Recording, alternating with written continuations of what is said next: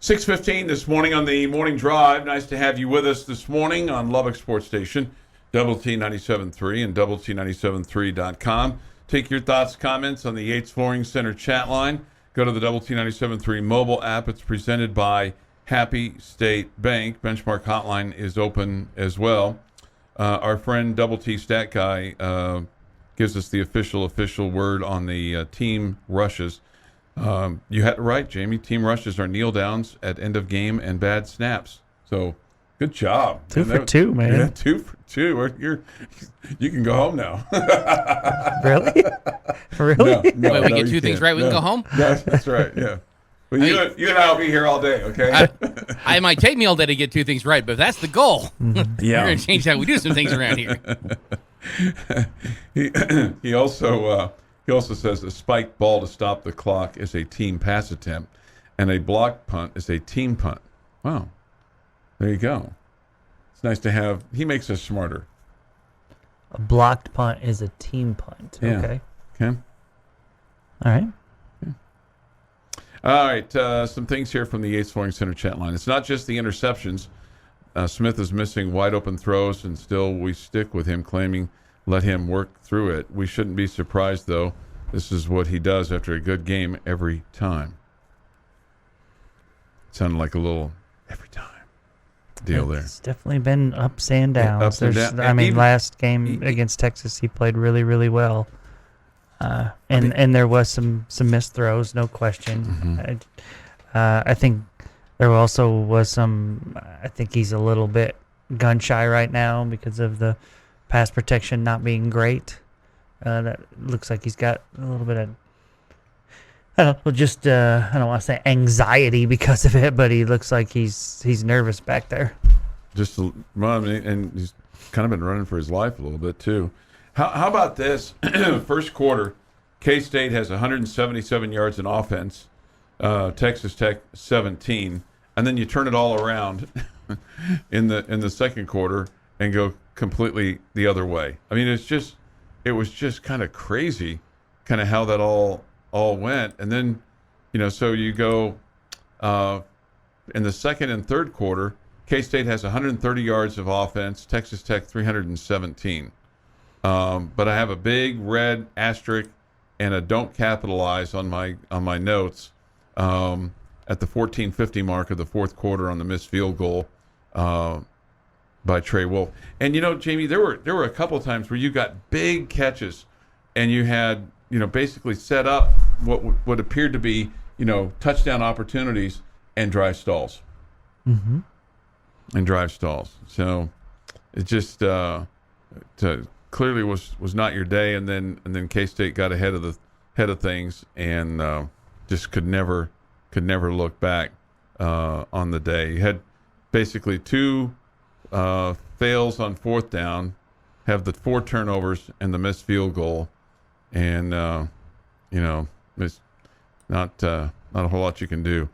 And then they score the first 13. Obviously, I thought what the defense did in holding them to those 2 field goals early on. I felt like at the halftime, 13 to 10. I was like, okay, 13-10 at the half.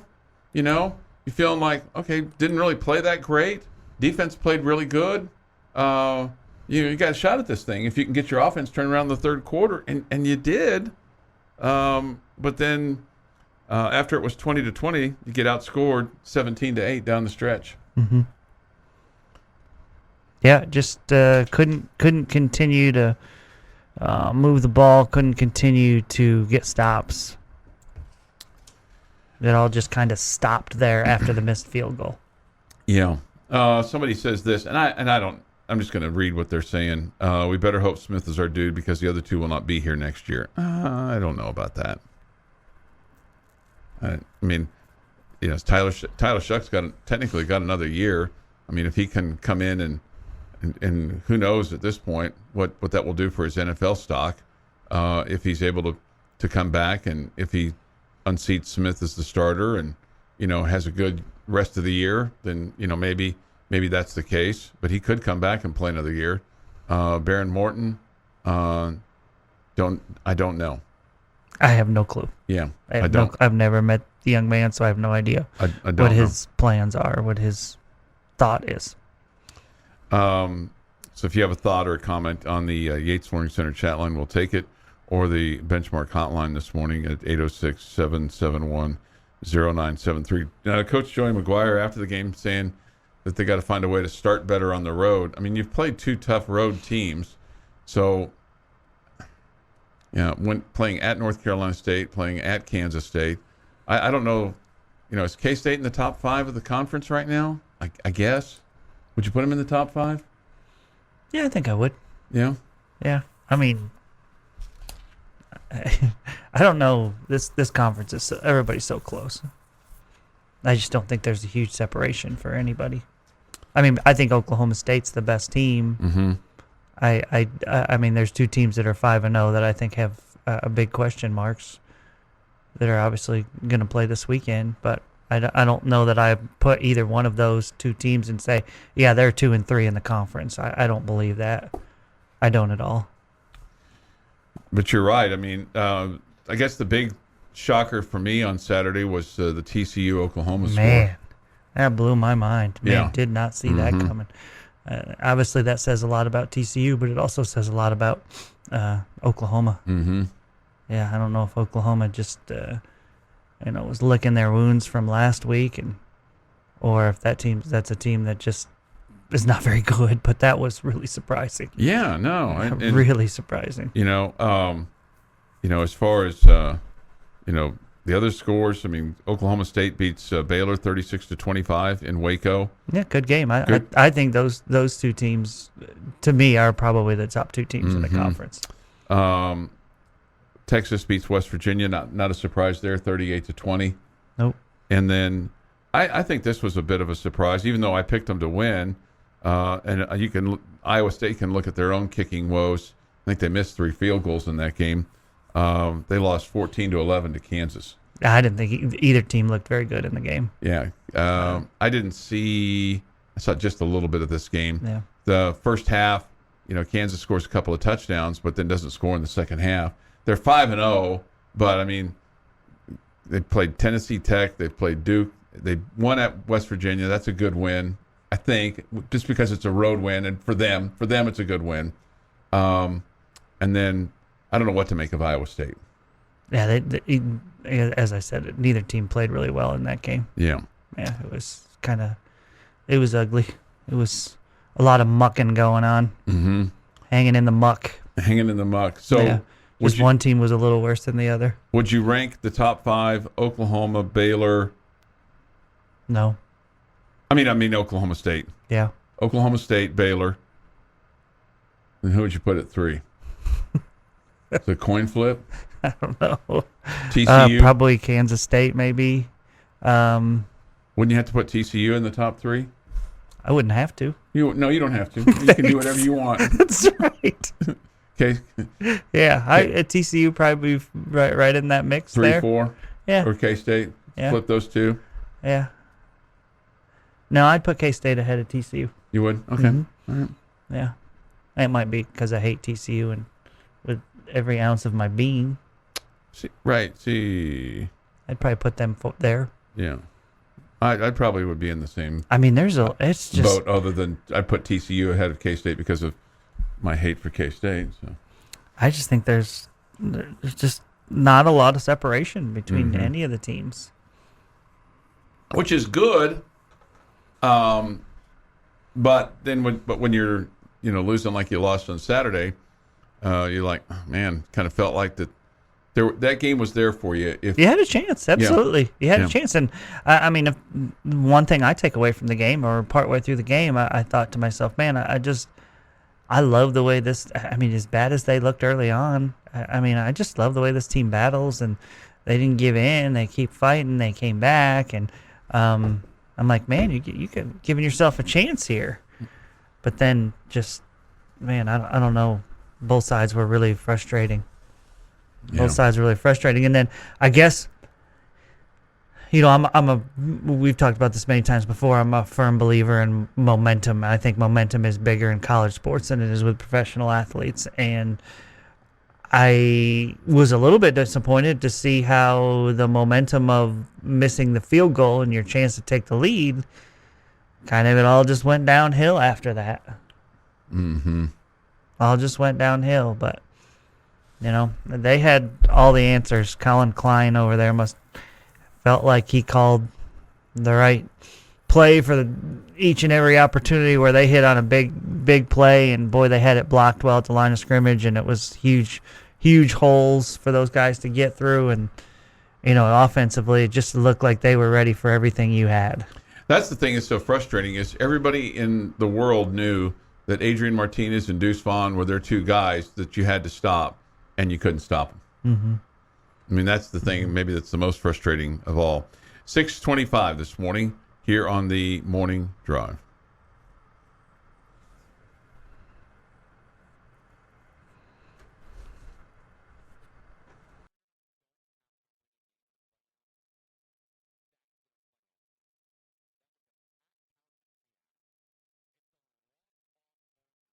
Join the conversation now on the Yates Flooring Center chat line at doublet973.com or the Double T 97.3 mobile app.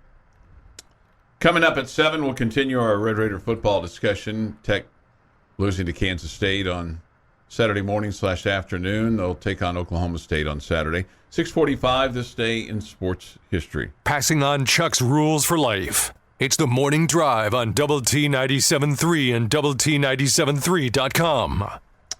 Hey, good morning. 6:30 and some change here this morning on the Morning Drive. Nice to have you with us. Jamie, there were some good performances on Saturday individually. The two Lubbock kids were the recipients of your touchdowns, Nehemiah Martinez and Xavier White. Both, I thought Xavier had maybe his best game as a Red Raider. No doubt.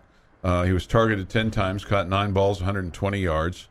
You hope that Miles Price is okay. He went down with I guess it was an ankle. That's what it looked like. Lower leg injury. He was walking around after the game apparently, so you hope that he's okay. And then Trey Cleveland targeted 7 times, 3 balls, 98 yards. His longest was for 58. But man, what a catch he made. That's back-to-back games where he's made some great ones. Yeah. So. Coach McGuire talked about him after the ball game and basically said, his belief is that you get better as a player as you practice better.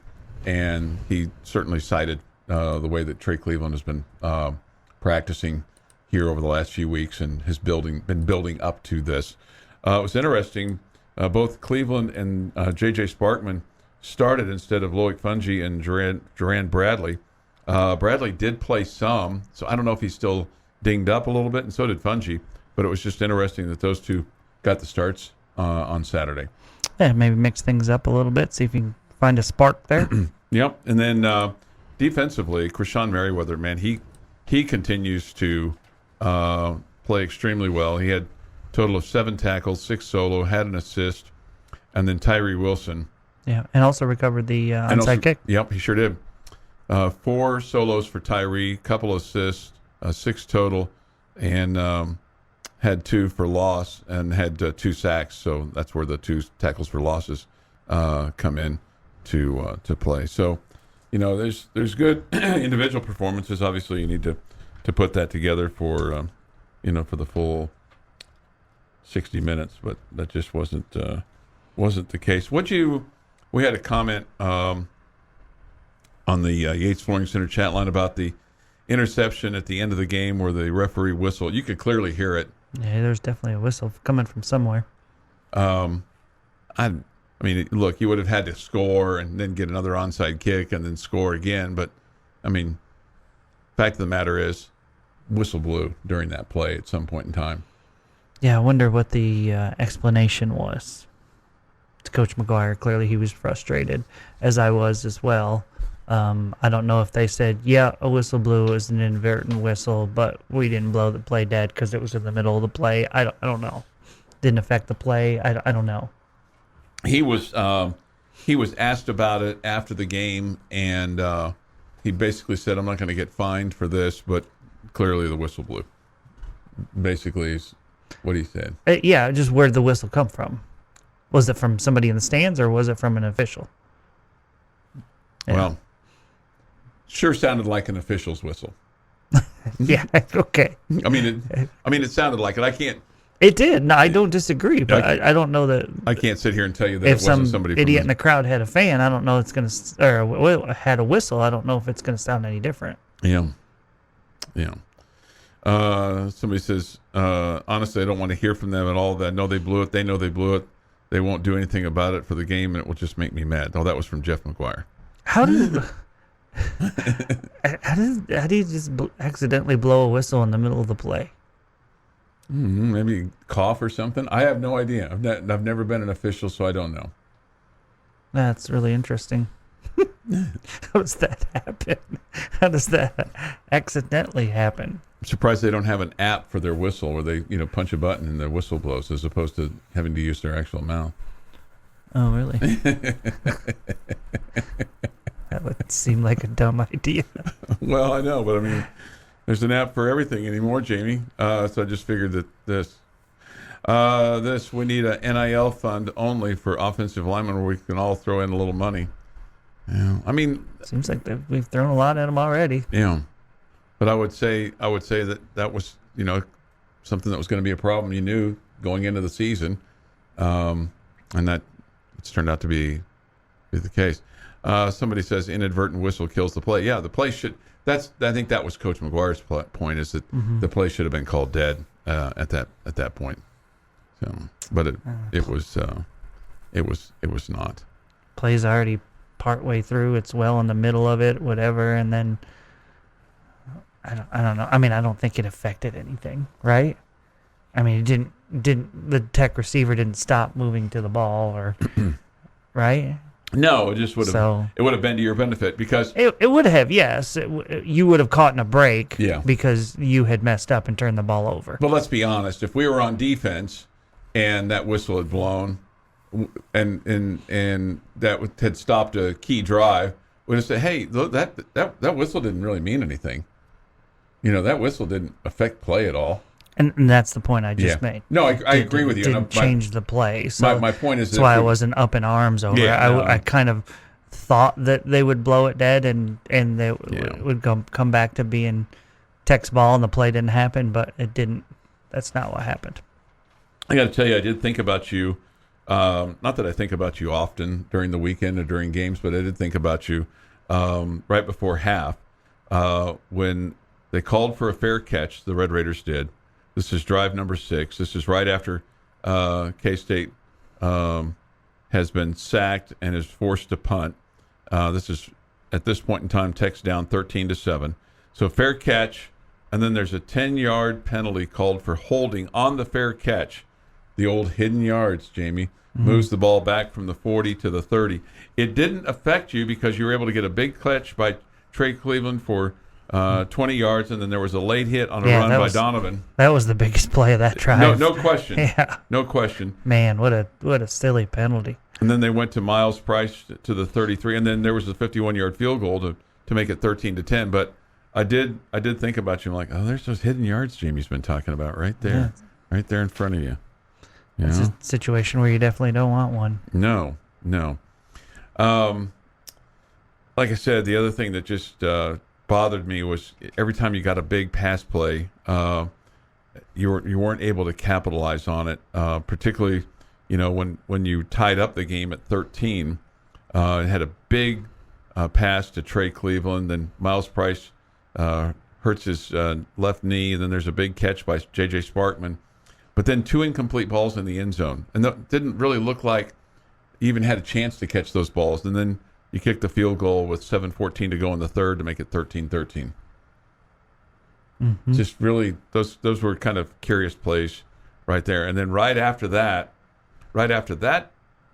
play, on first down, Deuce Vaughn goes 69 yards to the Tech 8. And then they go up just seconds later, 20-13. Yeah. Your defense was great early on. No, I say great. Obviously, they give up the 2-play drive to start the game, but then they start making plays, forcing field goals when your offense puts them in a bad spot again. And made some plays there, and then your offense gets going, and your offense gets you back into the game, and then it felt like then the defense would kind of have a lull, and so it was just one of those games where you just couldn't put it all together. But I was proud and happy and thrilled with the way you fought back, and because it looked like you were about to get blown out, and they fought back and gave themselves a chance, and you get it tied, and here we go. Let's take the lead here and let's roll. And I just think that kind of the wind went out of the sails after the missed field goal. Yeah. Somebody says this: it's okay to beat the Longhorns last week. Okay, it's sarcasm. Well, if I was taking one over the other, I would have much preferred the Longhorn. Right. Yeah. Yeah.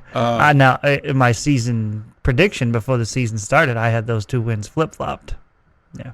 Had winning at K-State and losing to Texas. Okay. Yeah, before the season started. Yeah. I didn't think heading into last week you were going to win at K-State. Right. This should have been dead because of the poor spot. Yeah, I mean, the ball was spotted poorly.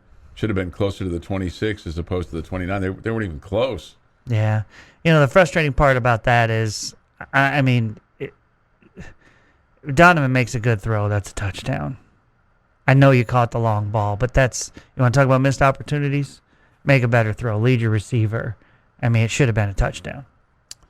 6:40 this morning here on the morning drive. Mark says this: good morning. Well, at least something came out of the good of the weekend. My boys won, right? We'll get to the Cowboys. The Bills won. They came back and won. And then the Chiefs pounded on Tom Brady. Yeah, they did, and they won. They got a couple of turnovers and go on to win. Mahomes looked really, really good last night, I thought. 6:40 this morning on the morning drive. This Day in Sports History is next.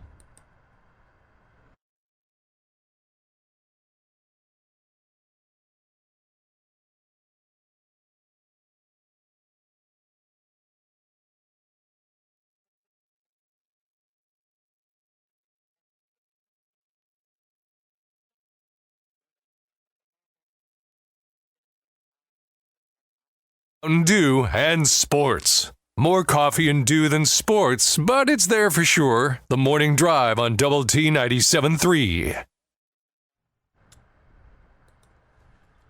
7:15 this morning on the morning drive. Nice to have you with us with Jamie Lent and Jeff McGuire. I'm Chuck Hines. We come to you this morning to speak sports and life in general. That's kind of what we do. Kind of just kick it around a little bit. Yates Flooring Center chat line is open. Go to the Double T 97.3 mobile app presented by Happy State Bank. Benchmark hotline is open as well. There's a pasture behind my house, and the previous owner had 3 Longhorns on it. I don't think it's my friend. I started throwing my grass clippings over the fence to them. It wasn't long before they would hear the mower and be waiting at the fence for the clippings. The new dinner was coming. Owners sold the property and moved the Longhorns. It's the only Longhorns I'll ever miss. Okay. This carnies are salesmen. You ever come home from the fair with anything other than a sunburn and $43 stuffed animal? Okay. Section of land is 640 acres, 1 acre, approximately 1 football field. Okay. Thank you. I'm sorry. This is the sports talk show about the Red Raiders. It is. Hey, let me ask you this, Jamie.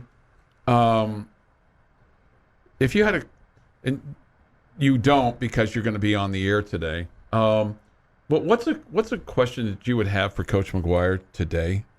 Or if you have one, you want to weigh in on the Yates Flooring Center chat line. If you have something that's just really either bugging you or in the back of your mind, you're like, what's something that you would like him to answer?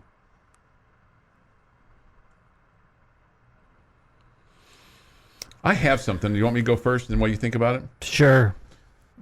The one thing that I'm curious about, and I'm curious about how the game plan is constructed. Because he talked about how they need to get off to a better start, and he said in his post-game press conference that he thought that they should have run the ball more early. So I'm curious, because Zach Hitley's in charge of the game plan. I'm just curious how that thing is constructed and how many hands does it touch, or how does that? And I realize that once you get into the game flow, and things may change depending on field position or field conditions or injuries or how the game is going. But at least from the get-go, I'm curious as to how that thing is somewhat constructed. Okay, I guess my answer would be, is the game plan to keep Donovan from taking off and running? Are they coaching him to be more patient in the pocket, or would they like him to tuck and run a little quicker? That's what I would be interested in. Okay. Because it feels like he's a little bit slow making that decision. I mean, because that's what you got to be, right? You got to be confident one way or the other. Mm-hmm. You can't look like you're unsure back there and then, oh, okay, I guess now it's time for me to run, and that's when you're getting tripped up. Do you think that's a function of inexperience? Do you think that's a function of maybe he's confused by what he's seeing with the defense, so he doesn't know if it's there or not? I don't know. I'm not sure. Okay. Somebody wants to know where are the tight ends. I think there wasn't. I don't think any of the tight ends caught a ball. That's that's an area that's frustrating to me. Just 'cause it's like, why do we? I don't know. They just went away again. You know, they weren't there, and then you used them really well in the game against Texas, and then all of a sudden they went away again. Teeter was targeted once, Tharp was targeted once, and Baylor Cup was targeted once. So is that a game plan thing? Is that a Donovan thing? Is that a what the defense took them away thing? Mm-hmm. I mean, attempted 48 passes and only 3 were targeted to the tight ends. Donovan went 38 of 48, 2 interceptions, 359 yards, 2 touchdowns, and was sacked 6 times. Mm-hmm. Okay. This from Steven. Jamie, I totally agree with you on the quarterback. If you're going to go, then go. If not, throw. Okay. This from Josh S. Because we've got another Josh too that likes to weigh in. He said, I came out feeling good about the game. It kind of went how I thought it would. I didn't see a typical Tech game. Lost to a better team, and the defense played as good as we could, I believe. How do you feel about that statement?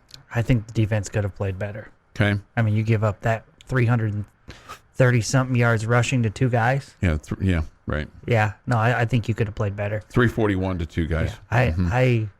I think you had stretches where you were good on offense, and I think you had stretches where you were good on defense. I think you had stretches where you were bad on offense, and I think you had stretches where you had plays, what you want to call it. Wasn't really even stretch, it was plays. Individual plays where you were really bad on defense, and it cost you. You gave up a bunch of big plays. Yeah. I can't understand why the tight ends are not being used. Let's see. Brian says why is Smith the first one to get the blame? That was a team loss. Well, it's kind of what happens with a quarterback, right? No, I don't think I'm blaming just Smith. Yeah. I mean, hearing what I just said about the defense. Right. Yeah, and we can talk all day about the offensive line. I thought the first possession of the game, I thought Miles Price missed a block that killed that drive on the wide receiver screen on first down, right after you picked up your first down. And Miles missed a block. Your receivers continue to not be great blocking, which is really disappointing. You watch K-State execute the same play and watch their receivers get the job done, and watch yours not. Okay, that was disappointing. But that, to me, that killed that drive. So it went from 1st and 10 to 2nd and 12, and now you're behind the sticks, and everybody knows you're going to throw now, and it just changes things. And so I thought that was a big play. I mean, it was the team effort. There was no question. But it's hard to not look at the quarterback and say he played poorly. Yeah. Somebody else says, I find it frustrating that the tight end isn't used more. And maybe it's on the tight ends. Maybe the tight ends aren't getting open. Yeah. Maybe it's on them. Maybe the game plan is to use them, and they're just not getting open. Mm-hmm. Or again, maybe it's on Donovan that he's not looking for those guys. Bullfighter had weighed in. He said he sounded like a broken record. yelling at his TV for Donovan to run. I don't want him to run every play. I mean, I just when you're back there for a couple seconds and you see something's not opening up, and then you have an opening, I want you to take the opening, man. I want you to go, and don't think twice about it. I mean, the odds of completing passes when you're waiting that long in the pocket aren't great. And again, I don't know if that's the defense showing him looks that he's not comfortable with and that he's confused with. Okay, what should I be looking for here? I don't know. Or maybe that's K-State's defense being so good that he felt like he didn't have a lane to run in. All right, back-to-back texts from different people, essentially the same thing. How much of defense was being on the field too much and in bad field possession under duress? And then the next texter, I think the D may have been better off if the offense and reckless decision by coaching hadn't backed them in a corner over and over in the first half. I think they were gassed.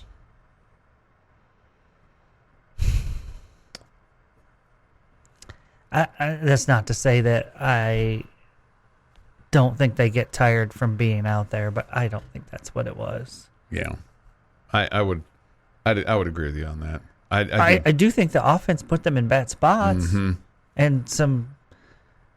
Again, as I said last week, going forward on fourth down that much and winning games, in my opinion, is not sustainable. I will tell you over and over again, you're not winning that game against Texas without the fourth down attempts. And I will tell you, you didn't lose this week because of the fourth down attempt. I mean, if anybody should have been gassed, it's the K-State defense. They only brought, K-State only ran 58 plays. Tech ran 82. Yeah, I don't know about them being gassed. I don't think they would tell you that. Yeah. I mean, if you look on some of those plays, you can see Merriweather, on some of the big plays by Martinez, Merriweather would pick a hole and it'd be the wrong hole. Okay? Not just him, but I just remember a couple of them where, he's that last line of defense and he would go left and Martinez would go the opposite way, and there'd be a clear path to the basket. AKA the end zone. Yeah, he talked about gap integrity repeatedly in the post game.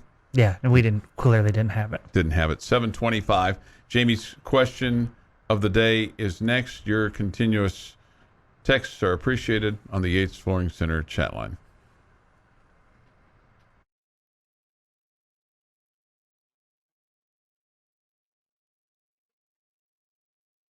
Have your opinion heard now on the Yates Flooring Center chat line at doublet973.com or the Double T 97.3 mobile app. Coming up at 8, I do want to get to the Cowboys a little bit in time. They won yesterday over the Washington Commanders. Cowboys are back in action this week against the LA Rams. At 7:45, the boom, boom, boom. And next, Jamie's question of the day. Jamie's question of the day on Double T 97.3 is presented by Bizarre Solutions. Call them today for a free cybersecurity audit. All right, what you got? All right, my question for you today, Red Raider football. We'll look back at Saturday's game against Kansas State. If you could change or take away one play in the game on Saturday, which one would it be? Okay. Let me get to my copious notes here. Missed field goal. That took all the air out of your sails. You had an offense that you felt like you were about to get things turned around. You'd had a chance to take the lead there. You'd have gotten points off of a huge play that could have sparked you going forward. And then you turn around and they get the ball immediately and then drive it down your throats in one play. Missed field goal. I mean, that's the obvious one, right?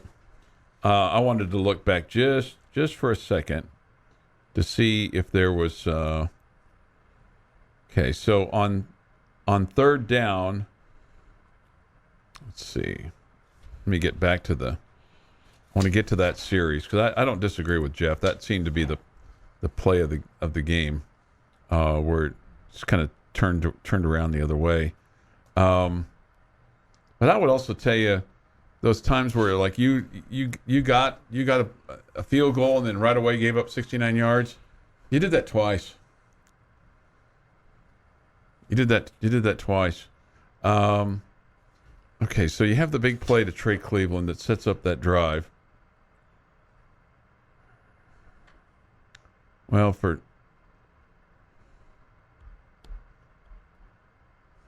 right, I'm gonna back up and go. I'm gonna back up and go. Let's see. Texas Tech gets the ball down 20-13. This is right after. So you tie it up, and then Deuce Vaughn goes right up the middle, 69 yards, and they end up scoring. Tech comes back and gets the ball down to the K-State 7. Then there's a false start, and then there's a pass to the 12. We get the touchdown there to tie it up. Okay, so I'll go with the field goal too. That's an easy. I'll agree with Jeff. That just seemed to be the play of the game. Sorry. Okay, I'm going to go back a little bit earlier, a.k.a. the first play from scrimmage. I cannot stand electrifying the crowd, getting them all the confidence in the world, and feeling like you're playing from behind from the get-go. Yeah. Okay? That's a good answer. You give up the long run on the first play to Martinez, and all of a sudden it's like, yep, we got this. The crowd's excited. K-State's having fun. And the other sideline's like, oh, man. Okay? Yeah. So 2 games in a row on the road, NC State and Kansas State, the only 2 you've played on the road, defensively have looked horrible right off the get-go. Right off the get-go, giving them every opportunity to electrify the crowd and get them into it and get it to be a festive, fun atmosphere and give them all the confidence. Now, NC State, you had a chance on offense first and you didn't get it done. But this time it was just straight up your defense. I mean, you mentioned it earlier. You said Coach McGuire said they got to find a way to get off to a better start on the road. I completely agree with him. I mean, let's just stop making it easy for them right off the bat. And giving them all the momentum and the good feels. Take away the good feels, Chuck. Yeah. No, you're Make right. them question things a little bit. You're right. On that drive for the missed field goal, guess what frustrated me is you get the big catch by Trey Cleveland down to the K-State 15, then have a loss of 2, then a sack plus a penalty. It's declined. The drive stalls at the 24. And then you miss the 42-yard field goal. Yeah, what really bothers me on that drive was you missed the 42-yard field goal. Okay. No, I understand, but I mean, you get the ball down to the 15, you can't advance it any further than that. Yeah, and we all know that 7s are better than 3s and all that good stuff. But I mean, it's also somewhat expected. You're not going to score touchdowns every time. And then right after that, but clearly that was an issue in this game, right? Because how many did he make? Trey? Yeah, made 2. You surely wouldn't be upset with the 51-yarder because that was great. That was fine. End of the game. That was end of the half. Kind of, you ran out of time. That wasn't that the drive stalled. Field goals. He made 2. He was 2 for 3. So one other time. Yeah. The drive stalled. Yeah. Yeah. Yeah. I just I hate the feeling of starting behind, both on the scoreboard and also mentally. And again, this goes back to me being real big on the whole, momentum and all that kind of stuff. It feels like you're just giving them the quick start to feel good about things. I thought one of the big plays of the game for Tech, when it really could have gotten ugly early. This was Tech gets the ball, their 6th drive on their own 14-yard line, a big run by SaRodorick Thompson. He should have been stopped at his own 34, was able to get to the 46. He got a big block from Nehemiah Martinez and then redirected his run. I thought that was one of the best plays of the game at that point in time because it was a negative to a positive, and then it leads to the great run. It leads to the touchdown by Nehemiah Martinez with a minute 24 to go before half, because otherwise you're down 13-0, and Yep. they have a chance to get another score before half. It could have been over at halftime. Yeah, no, that was a huge play, no doubt. So I thought that was Yep, that was a great run. That was a big play. I also have a note to myself here during this game. Why is Donovan slipping? He slipped again in that game. Is there tape on the bottom of his shoes? Is it the type of shoe that he's wearing? Because he slipped here. He slipped here a couple times. He slipped in Manhattan. I'm just curious. I think he's a guy who has the ball in his hands a lot, and he makes a lot of cuts. Okay. You don't think it's anything other than that? You don't think it's style of shoe, tape on the bottom of his shoe, I mean, turf, or anything like that? if you're thinking that we've figured this out and it's a problem, and that coaching staff hasn't figured it out, and that we're the ones figuring it out, you have no respect or confidence for that coaching staff. No, I do. I'm just asking the question. I'm just asking. I'm not going to ask it today. Why is Donovan slipping? Have you guys looked at the bottom of his shoes? Is somebody putting grease on the bottom? Now I kind of want to ask that question. I think if that was a legitimate problem, they would have probably dealt with it. Okay. No? No. I think you're probably right. I think you're. I'm just. I'd be really disappointed if the coaching staff said, "What? He's slipping." we hadn't noticed. We tape up his cleats every week. Maybe we should stop doing that. Thanks for bringing that up. I mean, something simple like that, right? I think that they figured that out. Now, Coach Kitley did say last week that he cut off the wrong foot on that one play, and that caused him to slip. Now, I don't know about Saturday or the other one. I don't know. Sometimes, Jamie, I just pick up on quirky things. Okay? Sometimes I just pick up on quirky things. I think maybe you're overthinking. And, I've been accused of that before, and I've been accused of not thinking before. Well, I mean, it's good to overthink. I mean, that means the effort's there. Your brain's working. Yeah. Somebody says this, 100% Chuck. He has always slipped more than most. Running backs cut a lot as well. They do. That's fair. Yeah, okay. That's fair. All right, well. I have this memory. Let me get this. Chuck's dumb comment up for the day. Oh, just today? Well, for the day. Well, yeah, you only get one per day. I have this memory. You've used it up. You've used it up. Go, Jeff. Okay, fine. 7:40 this morning. Boom, boom, boom is next, and we'll give away some tickets to the Hub City Barbecue Cook-Off right after the boom, boom, boom.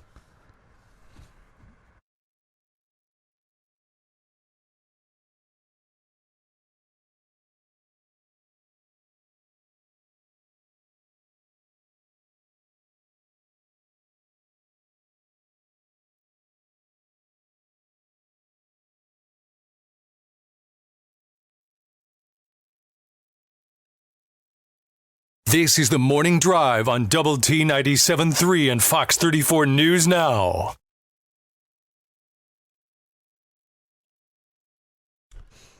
Hey, good morning. It's 8:01. It is the Morning Drive on Lubbock Sports Station, Double T 97.3 and Double T 97.3.com with Jamie Lynn and Jeff McGuire. I'm Chuck Hines. Nice to have you with us this morning on the Morning Drive. We come to you from the First United Bank Double T 97.3 studio.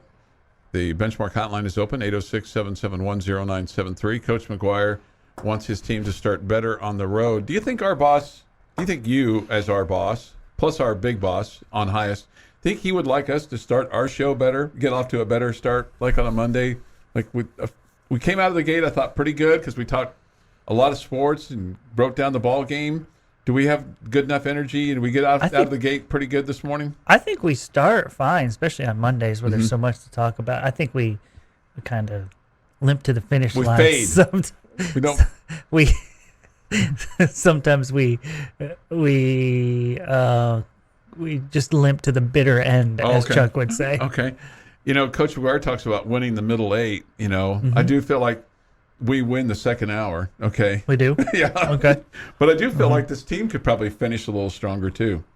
Well, the boom, boom, boom's in the second hour. Right. And the question of the day is in the second hour. Yeah. So that's our best one? Yeah. Okay. It's a money hour, Jamie. It's the money hour. The money hour. Okay. It's the front page. All right, so we got to Front get page better of in the the newspaper you don't read anymore. We got to get better at the first and fourth quarters. Yeah. I think one of our problems in the fourth quarter on Monday shows are that we have to recap our, bold statements. That Oh yeah, those are not going to go well for me. they're not going to go over anybody. just Yeah. for the record. Mean I didn't get both of mine right? No. And then we're going to review our predictions as well, and those are going to go really well for somebody. Yeah. And I think I predicted something about Aaron Judge and Josh Young, and I don't know that either one of them got a hit. You know what happened yesterday? I think this is right.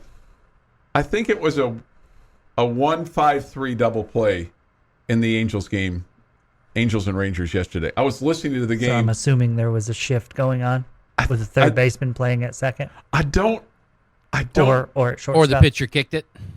I don't remember. I think it was a 1-5-3 double play. Did he kick it straight into the air? Maybe. I'm asking So the a question. line I didn't out? see the play. I'm just where it ricochets off his shoe, On a line drive, so it never hits the ground. so it never hits the ground. And then they double up the guy at first. yeah.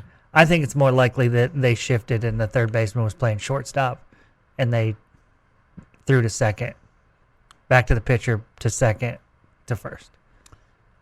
Because Matt Hicks made a comment about it was in today's world It's a rare one. standard 1-5-3 double play. Yeah, and you're right, Jeff. I mean, your scenario is realistic, especially if it was a line drive up the middle. The guy's probably gonna, or a hard shot up the middle. He's gonna take off, right? But it would have. I mean, you would think that pitcher couldn't walk after getting hit that. Mm-hmm. If it's flying to the third baseman in the air. Yeah. And you got to think, if you see it ricochet off the pitcher, you're even going harder because you're like, oh, there's no Sure. way anybody's going to get it now. Okay, so here's what it was. This is in the bottom of the fourth.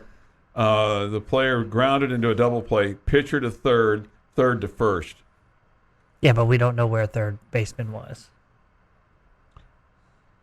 No, Josh Young was at third. That was the He threw to third base, or Yeah, he threw to pitcher- second base. pitcher. The pitcher. He grounded into a double play. Pitcher to third, But third to first. Ward out at second. out at second. See, there's the key thing. Yeah. Okay, so he threw to Josh, Mm-hmm. who was at second, even though he's the third baseman. I think that's correct. Mm-hmm. I think that's correct. See, this is why. What's the guy's name on first base, though? Who? No, I'm not asking. This is why the genius that is Mike Gustafson and I, And you. Okay. and just I mean, genius Mike and I. Oh, and you. Okay. Okay. And yeah, you. I'm the Gotcha. leftover. Right? I I'm gotcha. not the genius. He's the genius. I Gotcha. think it was him, or was it Cam and I who came up with the system that baseball needs to start using. Mm-hmm. That needs to be a 156-3 double play. Oh. Okay? And what that means is pitcher to third baseman who's playing the shortstop's position because of the shift. Okay? So you know it wasn't a throw to third base. It's a 156-3 double play. Yeah. Okay. First, it's the position. I remember you guys Second's talking where about they that. stand. Yeah. I can't remember if it was Gus or Cam. And I think it was Cam. Okay. Okay. The genius that is Cameron Warren and I came up with this. Yeah. Okay. But here's the thing. Yeah. It's about to go away. Right, because the shifts. At least Major League Baseball. Yeah. You're not going to need it very much anymore. Yeah. Yeah. So if they were ever going to come up with like, if baseball broadcasters in the futures, by the Warren Lent standard of bookkeeping, they we'll never get credit for that, Right. Chuck. No, We'll never get credit. It was my chance to be famous. it was. You know what I Yeah. almost did? I need to see if This I've is got- why I was so adamant that the shift not go away, because it was going to make me. I was going to go viral, Heinz. You're gonna go viral. You know what I almost did yesterday? I almost stopped my mowing because during my mowing, I heard Eric Nadel refer to it as the Big A just so casually, and then Matt Hicks later, so casually here at the Big A in Anaheim. I almost texted Eric Nadel going, "Man, it's just so nice to hear you say the Big A. I just love it when you say Don't. the Big A." Don't do that. But I Don't do that. but I didn't, because I knew that Jamie would do what he's doing right now, wiping his eyes and shaking his head, going, "Why would you bother him? Why would you bother him?" Why would you bother him? But I His almost reply did. would be, "New phone, who dis?"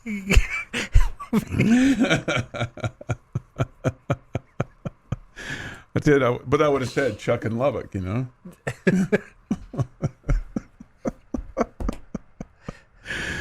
This didn't Chuck call the NL East over before the All-Star break, saying the Mets had already locked it up. I might have done that. Said that the defending champions weren't that good. Right. If I remember correctly. Yeah, right. Why would they do that? Now they're two back of the defending champions. Looks like Hotland is going to win, right? This from the Yates Flooring Center chat line. Let's stop picking on Chuck's pronunciations. What this show needs is some more love.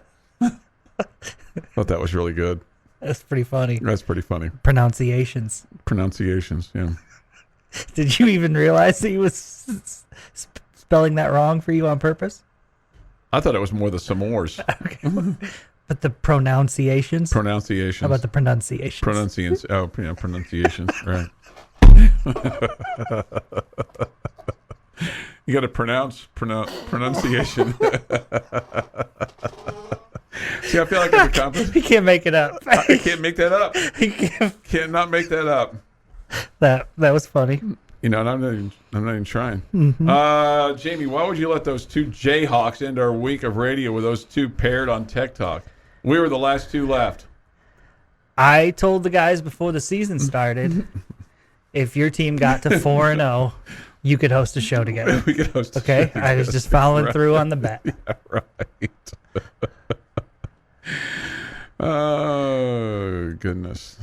8:10 this morning here on the morning drive. We'll give away. Did you give away those tickets? Do we have somebody take those tickets? Yes, Brenda got those tickets. Who did? Brenda. Brenda. Oh, nice, Oh. Brenda. Have fun, Brenda. All right, let's give away a couple more. 806-771-0973. We'll give a couple more away here this morning. Is Got a number in mind for a caller? yeah, let's do caller number 2. Okay. Okay. Hub City Barbecue. It's Thursday at the South Plains Fairgrounds. They'll have the carnies out of the way by Thursday. Have all the mess cleaned up so they can make another mess. Hey, that's good, right? The gates open at 5. There's plenty of barbecue, cold beers, and probably some soft drinks too. So looking forward to seeing you, shaking your hand on Thursday at the Hub City Barbecue. That's got barbecue on it. This got barbecue on it.